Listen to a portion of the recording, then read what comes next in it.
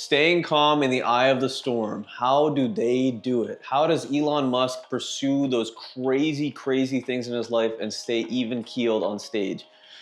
Hint, he doesn't. It's not easy. But if we don't figure out how to combat those things, really we're gonna struggle in the times that it matters the most. If you're looking for more content like this, go ahead and subscribe. My advice when it comes down to having a lot of anxiety and fear is first and foremost, get it out of your system, right? Step one, get it out of your system. Maybe do some jumping jacks, maybe move around, maybe do some push-ups, maybe, go whatever you need to do, before you go and give a speech, get that energy out. And this is actually advice from Ask Vin, who's a phenomenal, a master communicator. I would strongly suggest following him on Instagram and social media. He talks about all of these incredible techniques to actually get his stage presence to the point where he can captivate people while still having some of that jitteriness inside of him. Step two, once you're on stage, once you're giving that presentation, having a good plan is always the best bet. I was a DM, a dungeon master, for about 2 years, and I had to do a lot of improvisation. In fact, I'm a dungeon master. And one of the greatest pieces of advice that I got is you will fall to your highest level of preparation. If you are someone that has a tremendous amount of anxiety or fear, it would behoove you to prepare for all of that anxiety and fear with ample evidence, ample preparation, looking at yourself in the mirror, doing the presentation, doing what you need to do beforehand so your body already knows kind of what needs to happen. Now, when I'm filming these videos as well, I have my producer, my videographer telling me, hey, this is how this is gonna go down, this is what we're gonna talk about, and I can already start thinking to myself, okay, these are some ideas, these are some things that I've talked about in the past, all right, maybe I can shuffle these things in. Step three, realize it's okay to mess up, right? You might fall flat, literally flat on your face on stage, okay? You might end up unplugging the cord for your laptop. There might be technical issues, right? The audio, the volume might be off. Whatever it is, realize you're still part of the presentation. You're still the one that people are paying attention to. So to roll with the punches, to say, okay, all right, yeah, we're having some technical difficulties, let's talk about some stuff. Or like yelling, like being much louder, if the microphone is not working.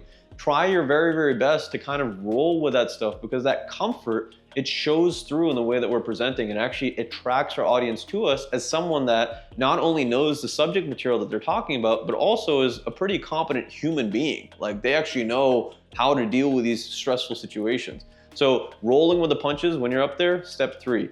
Step four, have recordings of your presentations. Have recordings of the things that you are, if you're a musician, have recordings of you playing your instrument, right? On that set, on that stage, and make sure to go and watch them. At the end of the day, if we don't know how other people perceive us, we're never gonna improve in the things that we're doing. So all 5 of these steps are essential for making sure that we are prepared for difficult situations. Now, this was particularly for presentations and performance. I'm gonna go a little bit into having difficult conversations. We have to have a very difficult conversation. So one of the greatest pieces of advice that I received in my life when it comes to hard conversations is you want to knock them out early. Do the things that give you anxiety, that give you stress, that you're thinking about all the time as quickly as possible so you can reduce that in your life. And what that means is that when it comes down to having a hard conversation with your spouse, having a hard conversation with your kid, having a hard conversation with your staff, you want to get that done earlier on in the day so that you can stop thinking about that thing and get it offloaded off your chest. The other thing is, this is a piece of advice from Grant Cardone, who runs a $1 billion organization.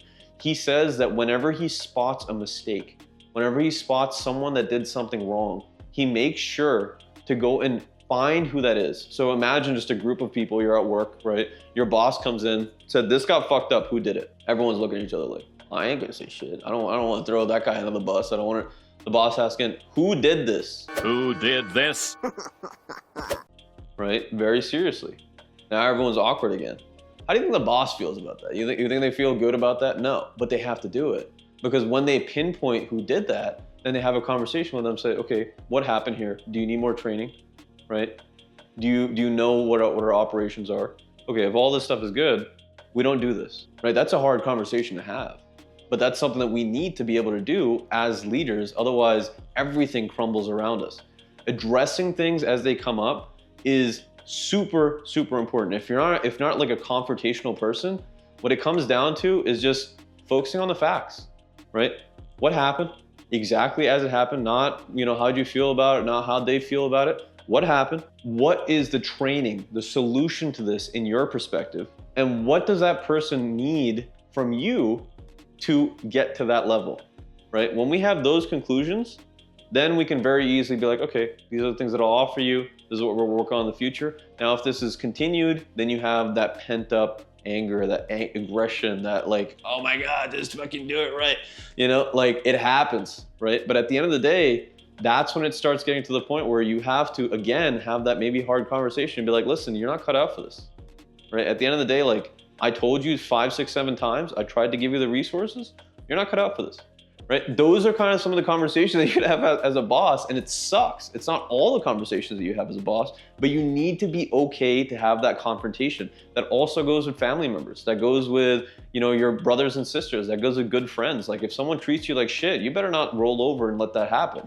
The instant it happens, you say to them, listen, I don't like that, right?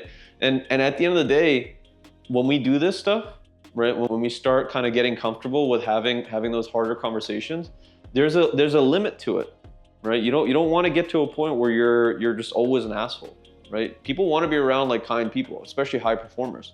But you want to figure out what that point is. And sometimes what that's going to require is a little bit of failure, right? Going a little too far, yelling a little bit too much, or being too stringent and getting people like really locked up. Then you failed, right? Then you come back a little bit to where you were, and you're like, okay, all right, now I know when to be serious. Now I know when to joke around, and we have this kind of mix, this ebb and flow. But it's very important to be okay with the discomfort and failure as a leader. I can't tell you the amount of times that I've failed. I've had staff like walk out on me because I've been an asshole. You know what I mean? Like it happens. But at the end of the day, if I didn't have that experience, I wouldn't know what not to do.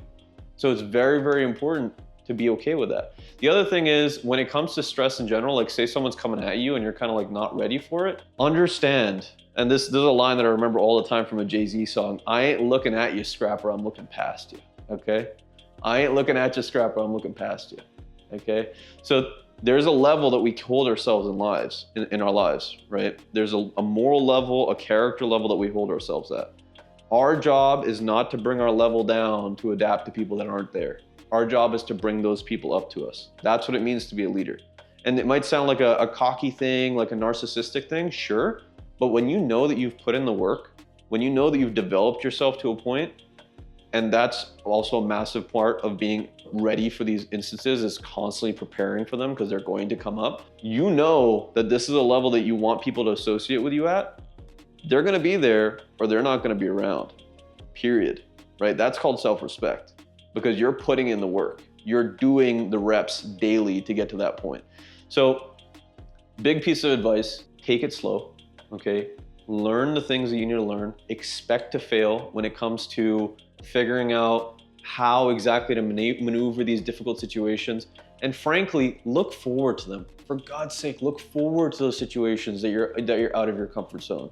Look forward to the situations that you don't know all the answers, right? Because those are the only moments in life that actually teach you something, right? We have to have the understanding, and we have to approach it with, listen, it's not the end of the world, right? I have a pretty good chance of waking up tomorrow. There's a possibility I can fix this thing, right? It's gonna get really, really tremendously stressful.